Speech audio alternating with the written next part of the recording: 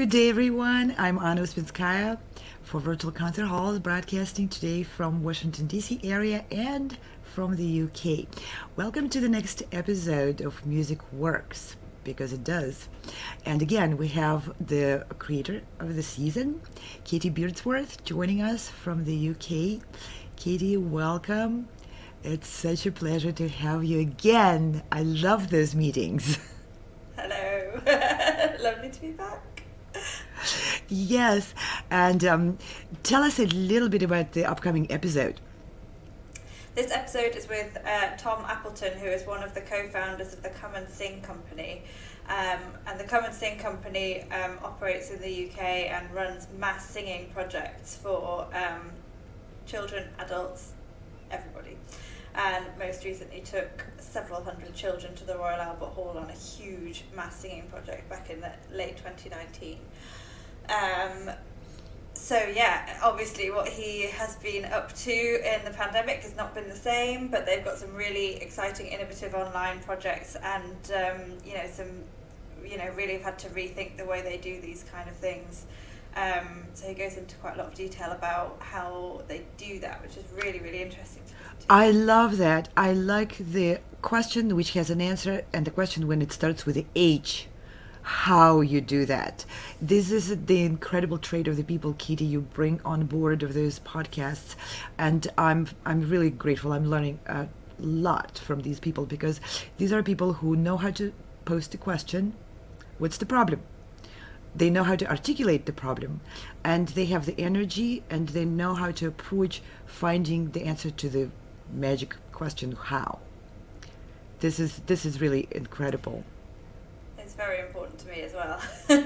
Yeah, because as a practitioner, as a musician who wants to perform, and as a entrepreneur who wants things to work, I want to know what the problem is and how to solve it. And these people are really bringing incredible knowledge, both theoretical, conceptual, strategic, and practical. This is so important. Absolutely. Thank you so much, Katie. Let's turn our attention to the answers to these questions. Thank you, Let's watch Anna. the episode. Thank you.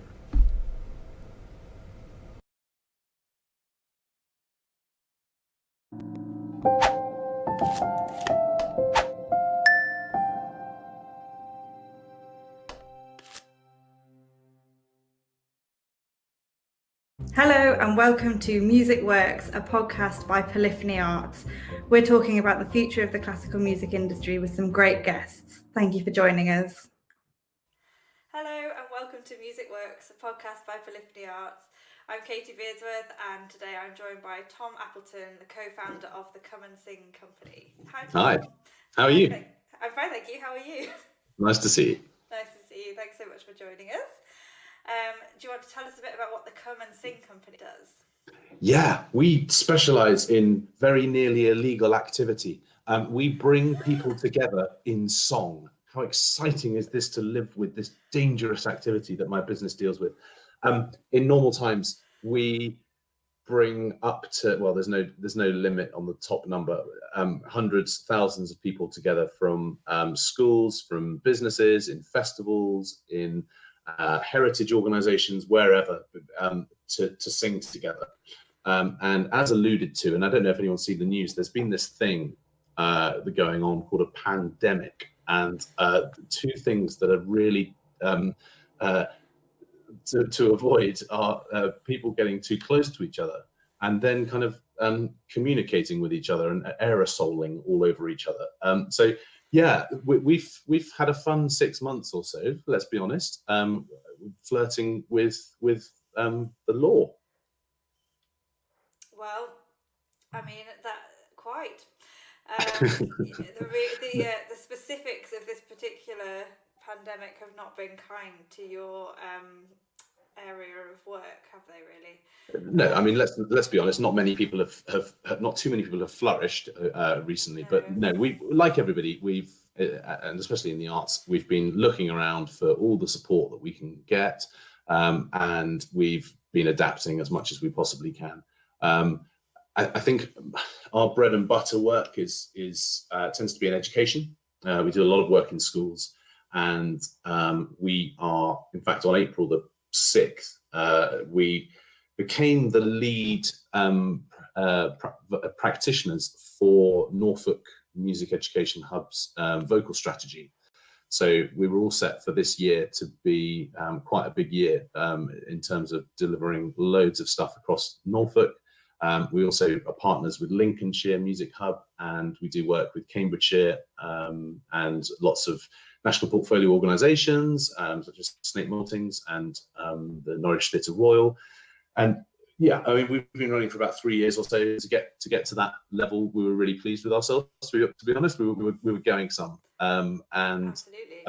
I suppose one of our highlights had been to take 700 kids from Norfolk with a production that started at the Theatre Royal in Norwich of a kind of magic flute, which is a Cuban twist on the magic flute.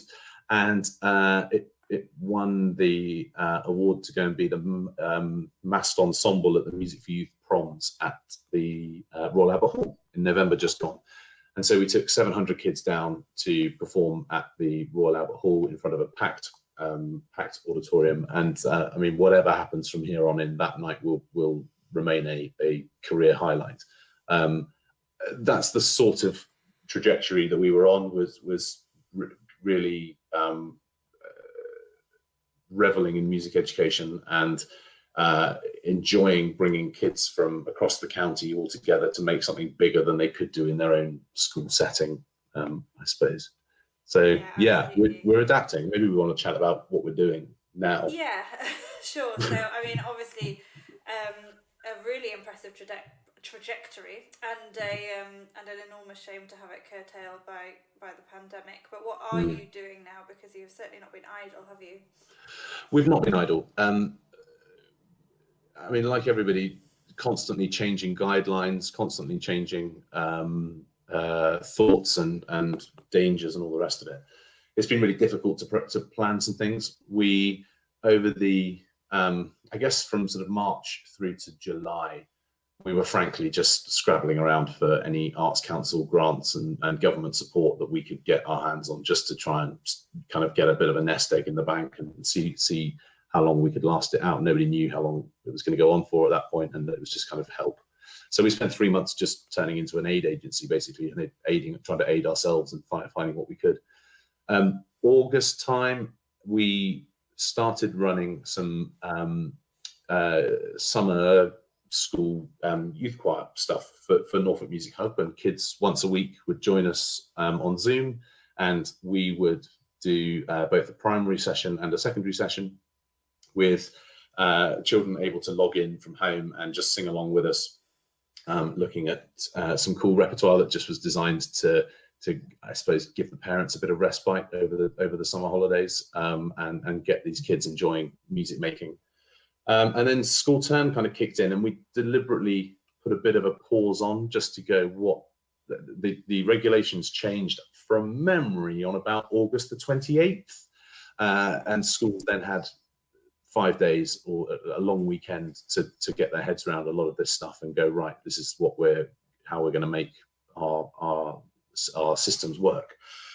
And so we thought, let's just give everybody a break. And we knew that schools were going to be under a lot of pressure all over the place, and in particular with feeling that they'd have to get kids catching up on various things, and that probably singing some stuff was quite low down on their list of priorities. And we sort of thought, actually, you know what, we're going to just respect that. We're not going to turn up on September the 5th with a project, come and join in this, because they've got other things to worry about, and fair enough. We've started to launch a few projects for largely to start after half term. But I have to say, and we'll talk about those in a minute, but what is actually really needed, I think, is just communication to schools at the moment to say singing is considered okay now. There's been scientific research, and the limits are still there. You can't do cross bubble stuff, but singing in school is an option, and you need to do it because of X, Y, and Z. I think what we're finding is lots of schools, the SLTs, the senior leadership teams, are just going, can we just put that over there for a minute? Let's not worry about it. Let's focus on this. And actually, there just is a bit of messaging that needs to get out to schools now from music hubs and anybody with a platform, just to say, hey, did you know that singing actually is okay?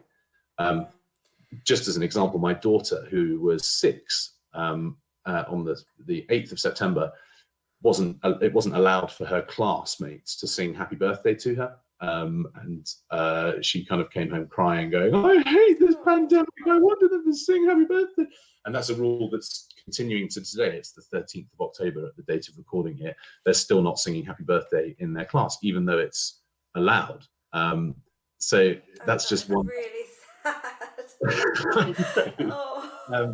But so all the tragic things that are happening on a big scale in this pandemic, but it's the micro tragedies. I know, really the micro, yeah. Well, when you're 6, that matters, doesn't it? So I suppose it matters at any age. I actually think everybody likes a rendition of Happy Birthday, but so I think there's just some defrosting that needs to take place, and anybody who can, just to show stuff happening, is really good, because I think it inspires others to say, oh well, maybe we could be doing something. Yeah, I think you're right. I mean, obviously, as a singer and someone who works in music, I was following the research about singing and wind and brass instruments really closely. And as soon as it was, concluded that these things weren't dangerous as they were thought to be, that became something that I knew, but not everybody knows that. Yeah, absolutely. Yeah, so, absolutely important that because obviously I spoke about this with a horn player who came on this podcast a few weeks ago, and he said it's just a real shame. Obviously everyone wants to be safe and nobody wants to do anything that isn't safe, but when something gets kind of branded as being unsafe that isn't, it takes quite a long time to change that. It's really difficult to change the level of obviously things that people are concerned about. So and also because you and I we'll spread the word. let's hope. But I mean, you and I are in this world. I think if you watched again, I don't want to sort of date this recording, but last night, just to put in everybody's mind where we're currently sat today, last night was on the news the distribution of a big chunk of the 1.57 billion pound arts package, 225 odd million of it going to places across the country, organisations across the country. And I think as the layperson, you'd probably look at that and go, oh, good, this is good. And all of those organisations are on the news going, this is great. We've been given X tens, hundreds of thousands of pounds. This will pay people's wages going forwards. You can't knock that. But I think that conversation, two things have been missed out. That's not saved all these organisations for the future. That is, they're still going to be making cuts. There's still going to be job cuts within those buildings. So I know of an organisation, I won't name them, that are looking to lose they would be losing 1.5 million pounds this year, and yesterday got just under £1 million towards those costs, which is great, but there's still a £500,000 shortfall, which is going to be people's jobs and productions and whatever. So point one is that those people in those jobs, those organisations are not actually saved as they were. And secondly, for people like me, frankly, freelancers that rely on these organisations for freelance work, I've said earlier that I'm working in festivals, I'm working in concert halls, I'm working in schools, I work across the whole platform. It's really risky, and the government support for freelancers is at the moment, time of writing, 20% of our profits going forwards. And you say, well,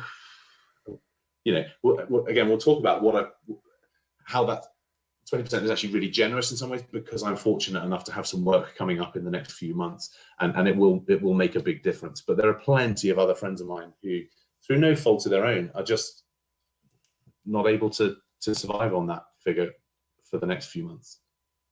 Absolutely, yeah. And the problem with I have so many things I want to say about what you just said, but the first one is to do with these organisations that have received the money, which is brilliant. Like I say, no one's complaining about that. But the problem is that they've, in general, I find that the music organisations and arts organisations quite often are asked to operate on such a a basis of scarcity anyway, that, you know, yeah, £500,000 of loss is a lot to any company probably, or certainly most companies, but even if it was £10,000, some companies would still really, really struggle with that level of, that might be half a performance budget gone, you know, that kind of thing. So it's like these are not organisations where there is sort of spare money and reserves floating about, you know, just waiting for pandemics to come along and give them an opportunity to be used. So it really is quite serious. And on the subject of freelancers, I mean, there was some press in the week in the Daily Mail actually about musicians that have retrained or, you know, temporarily or permanently, and a violinist that I know was posting this week about setting up an Etsy shop, and it's like you say, these aren't people that don't have any work necessarily. Some people don't, but even with a bit of work, you still can't actually survive on those kinds of money. So it's sort of like, what do I do? Do I, you know, do I abandon it altogether? Do I find a job that means that I can still work when it comes up? I mean, what jobs are they? The ones that are so flexible that they can work around a freelance career that's occasional, you know. Sure. And let's move on to more positive things. But when you've got mixed messaging from the government as well, such as we're 24 hours after Fatima Gate, which I think will probably last long in the arts memories. I mean, what are we up against here? That you've got, it's really hard. You've got Oliver Dowden responding to advertising from a government partner and saying, actually, look, musicians, you need to hang on in there as long as you possibly can. You're hearing that from him, and you're kind of like, okay, well, I'm going to try it. And we as musicians, it's not the same as and artists, dancers, and whoever. To leave that, I was just having a discussion with my wife this morning. I said, can we just have this discussion? Like, what is it that I would do if I wasn't doing this? I'm very lucky that I'm probably going to be clinging on, I hope, to being a musician for the rest of my life. That's my plan. But what my transferable skills, you know, what is it that I would do? And I took the government's test where you can go and put in your personality traits, and it tells you what you. In fact, I'm not a boxer, which I think a lot of people came up as their thing. Boxing industry would be, you know, really flourishing. Well, clearly, I think that's just because there's a lot of aggression being thrown around. They're kind of thinking, you know, I've looked at your Twitter account and I can see that you're a feisty one. But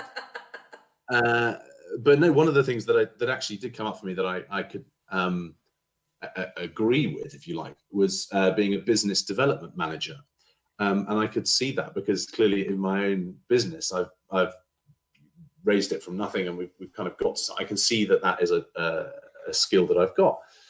The problem I've got with that is that I've then got to go probably and work for somebody else, which is, I don't want to do that because I'm a pain in the arse to work for or with, don't work with me.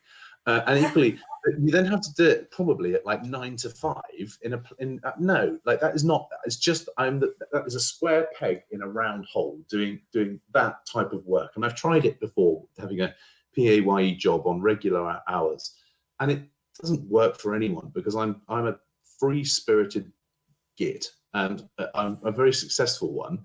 But no, I'm not. It's just not who I am. So no. So I would rather sit here and complain. I think certainly it's a funny one, isn't it? I often think when I used to work for the university, whenever we did recruitment, I worked for a university music department, and I always loved recruiting for the jobs that had something about music or the art. There was drama as well, and film, and an artsy kind of job, because those candidates were always. I was thinking to myself, is this a controversial thing to say? But I'm going to say it anyway. Those candidates were always better at all of the things, not just the artsy things, but all of the things. They had really, really good analytical skills, and you know, I can see musicians would be good at business development because they are businesses and have had to develop their own businesses, and they're used to dealing with very complex and creative ideas. Absolutely. And working in a team, but also being a soloist, you know, you do have a massive set of skills that, having said I'm a nightmare to work with in a team. I'm not in a. It's fine, but I think that we then really believe you. It's fine. Yeah. But it's yeah, it is what it is. I'm really fortunate that I've got fingers in lots of different pies, and I know that that's a good thing and a bad thing. But the one thing that I think has managed to keep me going is my education work, because we would do kind of corporate team building days and things like that. That's, you know, getting companies to sing together, getting the CEO and the groundsman and the receptionist and the HR manager all singing, and it was great. But of course, that's just impossible nowadays. And I'm really lucky that I found myself, actually one of the major parts of my business was state funded, and that's the state education sector. So I recognize how lucky I am that I've got that going on. A lot of my friends who when I used to sing professionally with the Monteverdi Choir would be spending most of their time, or certainly a large proportion of it, touring around Europe with different orchestras and different choirs. Some of these people are just exceptional Baroque oboe players. That's what they are, the world's best second oboist on a Baroque oboe, and are in demand all over the place to go and do these things. And of course, with travel restrictions and Brexit and the arts industry and the downturn and all the rest of it, these guys have never before really needed to be in a school setting or doing one-to-one teaching or anything like that. And suddenly you can see these people who are masters of their craft just having the rug pulled out from them, and it's very sad to see. It is. I kind of want to move away from this topic, but I just have to say one more thing, because Sure. I could actually talk about this forever, but you know, perhaps, hopefully maybe by the time this is released, things will be looking better, I don't know. But I just think as well that the thing that always gets lost in these conversations, however kind of lighthearted or not they are, about people reskilling or retraining or using their skills elsewhere and so on and so forth, is just how it feels to be somebody who is incredibly skilled and at the top of their game at being whatever that is, the second Baroque oboist in the world or whatever, and to then go from that to being like, oh well, if you just retrain you can be this, and it's like, well actually no, because I did train. That's happened. And it is really you know, this is something that I've sort of experienced a bit one of the reasons why I started my business was because I didn't really feel like my job had changed. I didn't feel like my skills were being used properly anymore, and I just thought it had sort of morphed into something that wasn't really what I wanted. And actually that was a bit more gradual. This is quite sudden. But it kind of led to really needing to kind of rebuild those skills and rethink about what things I really like. And I think that's one of the things about being freelance in particular, and kind of managing your own creative career, is that you can choose things that you can't choose in a 9 to 5, like not working in certain ways. You know, and you know, all of these things are basically to do with personal choice and differences and personalities and like art and sort of creativity, and those are things that people don't benefit if those things are taken away from them. Just a final thought from me then is actually there's been a lot of support for heritage organizations as well recently, and lots of cathedrals and lots of whatever else have been given some very welcome dosh. And I don't see really, other than about 600 years of history, much difference between Salisbury Cathedral and an orchestral player in the pit at Cats in London. These are both things that we should cherish and hold close to our hearts. And just the example that I'd give is, of course, at the final of Britain's Got Talent just this weekend, where we got the casts of Phantom and Mary Poppins and Les Mis on stage, and Cameron Mackintosh with a war cry. This is something that we as a nation do cherish and do enjoy, and one of the things that's happened in lockdown was this opening up of culture, and you'd see stuff on Disney Plus. We watched Hamilton about 38 times when it got released, because we'd never seen it, and we hadn't got the chance to get into London with young kids and go and watch it, and tickets were a nightmare to get hold of anyway. And suddenly you're like, whoa, look how cool this is, and the brilliant, actors and whatever else that are involved with it, and One Man, Two Governors, and Warhorse, and whatever that everybody's kind of seen over these last few months. And then to see it again at the final of Britain's Got Talent and go, nobody's been to a theatre to see something like this in 6-8 months. And my wife and I, there's a thing on, I live in Bury St Edmunds in Suffolk, and we've got a venue, an arts venue here. And at the moment, they've got a socially distanced exhibition, which is about, it's to scale, and it's probably a 40-foot globe. So it's the Earth hanging up above you, and you can kind of walk around, and it's a dark room with the globe kind of above your head, and it's all there. And it just, to be able to experience some culture in person was just a mind-blowing experience, and I couldn't give two hoots what it is now. I'll go and listen to some Mongolian throat poetry. I would be enthralled by it, like, just to sit there and listen to somebody do something like that. That's how starved we are. That's how it needs to nourish us. It does, absolutely. Not to say anything bad about Mongolian throat poetry. I'm a big fan. So let's talk about what the Come and Sing company is doing then. Because I've actually been, we've just talked about this just before we started this call, and I'm particularly encouraged to hear that there is so much, and the work with children who I really feel as a parent, my child is being somewhat starved of many things, anything other than my company, really. So yes, do tell us about them. Yeah, well, hugely. And again, coming at it from a freelance musician's point of view, we have I certainly in the last patch of time have been fighting. I've been scrabbling, I've been scrambling, I've been ducking and diving to try and keep my business afloat, keep my head above water and my head in some kind of sanity. And as soon as we kind of started to think about what work we might be doing, I was actually really disappointed. I was like, this is just, I'm not going to get the thrill of live performance. I'm not going to get the joy of the rehearsal period, the kind of live rehearsing stuff. It's all going to be a nightmare. And lost heart, really, sitting there pressing play on some YouTube videos, hoping that everyone was singing along at home, has its limited appeal.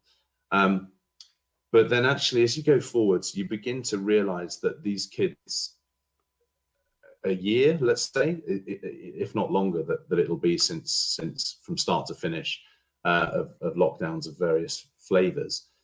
A year is a long time in the life of a 6, 8, 10, 11-year-old child. And if they haven't been able to sing in assembly or sing in their class or go to a pantomime or experience culture, then we are in real danger of causing lasting damage to not just the kids, but frankly the kind of audience, the future enjoyers and participants in this great world of the arts that we love. So actually, do you know what? My problems are nothing. I have a massive responsibility now to try and get kids doing stuff and keeping them hooked and coming up with projects that will engage them and that they will go, that's really cool. I want to do a career in that, or I want to explore more about this, that, or the other, that you and I and many of the followers of this podcast will have been brought up in our youth being inspired by something. It's so important that we continue to provide those opportunities for the next generation coming through. So I guess, what does that look like? It's really difficult on the ground at the moment. Schools are suffering from the mixed messaging that many of us are. There are many schools still, we're just before half term in October. There are many schools who haven't sung a note in school since the start of since middle of March. There will be children who have not sung really at all in that period of time. And that's, even though it's now perfectly legal and it's it can be done safely, there's there's two things. There's senior leadership team and others looking at this and going, it's just too much of a headache.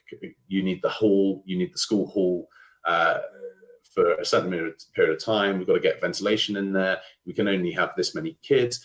Do you know what? We're just going to shelve that and make sure that the dinner ladies can clean up properly. So we've got the Dettol wipes out for longer. You know, there are huge pressures on schools to be able to operate. So I get it. I'm not going to criticize a single school that's gone, we're just not going to do singing yet. We're going to let everything settle down and see where we get to. So we're up against that.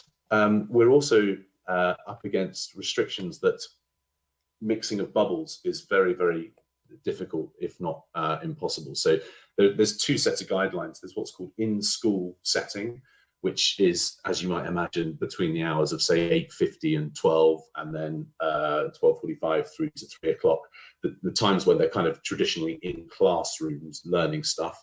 That singing can be done by whole classes now, which is great.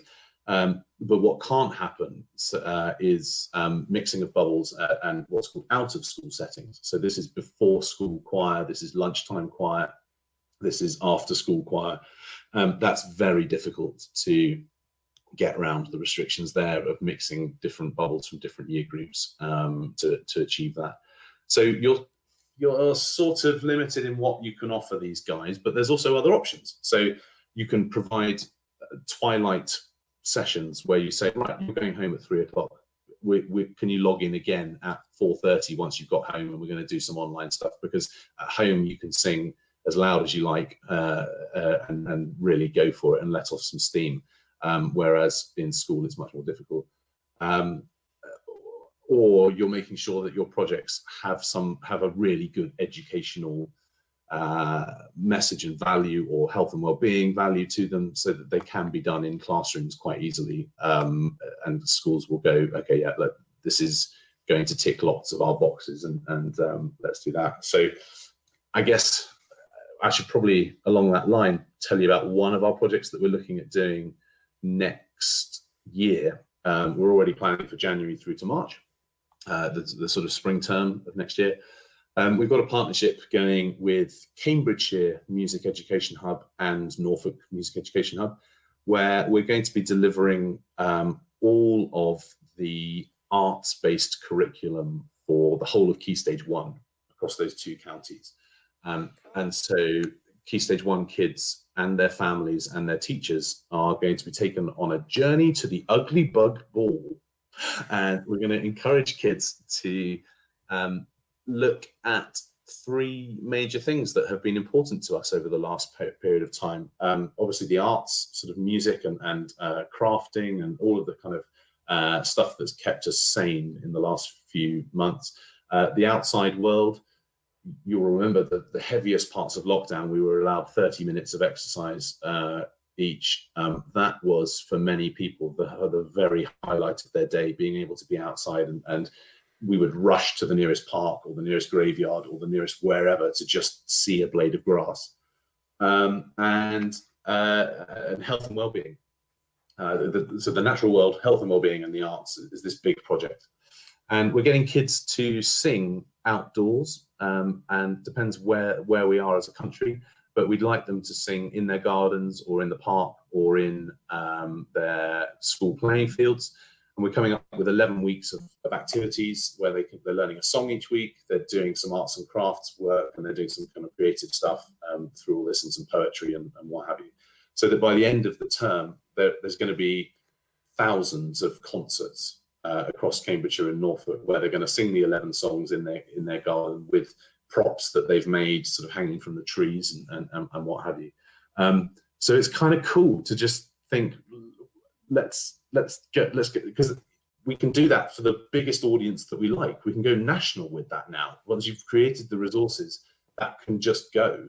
And so in a funny way, you're really limited, but equally you can expand brilliantly if you've got a product that is really good. And therefore, if I don't know, Cumbria Music Hub want to buy into that, or Glasgow or wherever, I don't have to go to those places to deliver that. I can literally go, here it is, and so there's a lot of work now, but equally, there is a massive audience that would otherwise be much more difficult for us to get hold of in the past.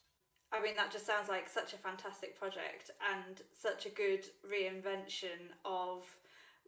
So the Ugly Bug Ball was before a project that was done in school groups or in music hub groups all together, and I just think more of an intensive basis, and I think that this is a reinvention of it that really, really works. An example of a way a project can be reimagined in a way that isn't secondary to how it was before. Or I guess it's probably sometimes it's not like needing to reinvent the wheel. It's just what actually can you do, and how do you do it in this world? You don't necessarily need to completely jump ship and think, right, we need to do brand new stuff. Just do what you do really well in a different way. Yeah, and it's nice to be forced to think outside the box, I think, as much as the reasons for it are as I keep saying on this podcast, really upsetting and tragic, and of course so much upset. But I also, it is important to focus on the positives that come from it, and that is I think the inventiveness of arts projects in general that's coming out at the moment, and the reach of them, as you pointed out.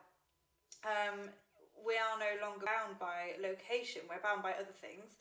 But it's like I organise a regional music festival or a city-based music festival in Hull, a chamber music series, and in theory the online version of that could be viewed by anyone in the world, anywhere, and that is not something that's possible from deepest Hull usually. It's not. No, and you would just never have done it really in the past, would you? You would have been like, this is not our target audience. Well, now it is your target audience, because you haven't got a real one, so it's very difficult to get one. So you put all your eggs into that basket, and then we'll see what comes out in 18 months' time. You'll probably be delivering a hybrid of the two things, and you'll be very happy about it. Yeah, and I really hope so. I mean, to use that example, I love other things about that. I can. Other people within Hull who wouldn't have come to the concerts can come to the concerts online. People who don't have money for transport, or who don't have childcare, or would just prefer not to, would prefer to watch some cultural stuff whilst eating a pizza and drinking a bottle of wine, as actually many of us would. I did once do a Christmas gig where I found in a really lovely church. And we invited one of the local schools to come and perform in it. And a family did turn up at the back with a McDonald's takeaway meal to sit there and watch the whole kind of caboodle. And I thought, you know what, great, let's have it. In you come. So yeah, it's fine. Well, that's one solution to the ever ongoing problem of when do you eat around a standard classical concert, which is because literally when do you? So during. Well, that's the thing. Purcell had it right with his operas and whatever else. Back in the day, they're eating throughout and they're having big intervals, and Glyndebourne does this. I think we need to embrace this much more than it needs to get down to all levels of the creative arts. Eating and art is fun. Yeah, exactly. We all like to eat and watch. Art. There's a project in there somewhere. I'm going to make a project out of this somehow. There'll be singing and food. Called exactly that though. Eating and art is fun. That is the title. Well, I'll write it down. Yeah. Great. Lovely. Great. We've probably got a few more minutes if you want to tell us about your Panto. So I think there's going to be a really sad lack of the classic traditional Christmas panto this Christmas.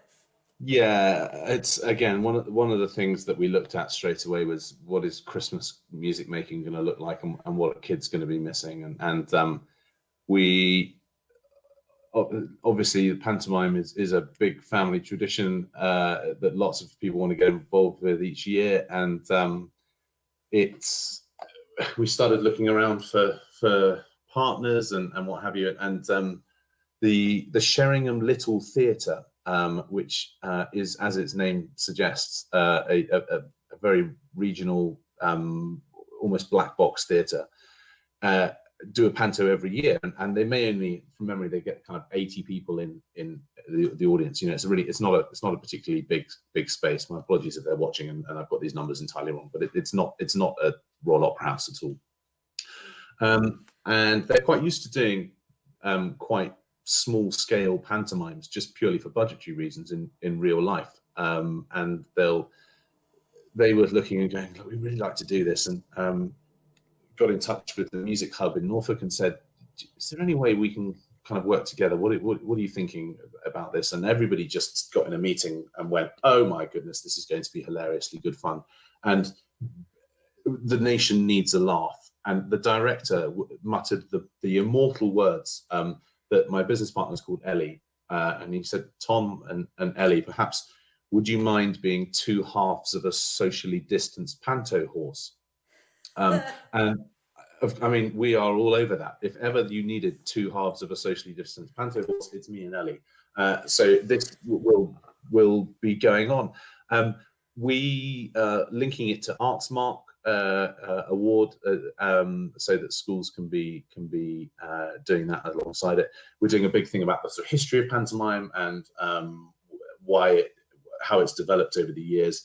And the story is Rapunzel, the lockdown panto. And so Rapunzel is up in her tower with her hair growing and is all isolated, and it's very a la mode. And we look forward to that going forwards.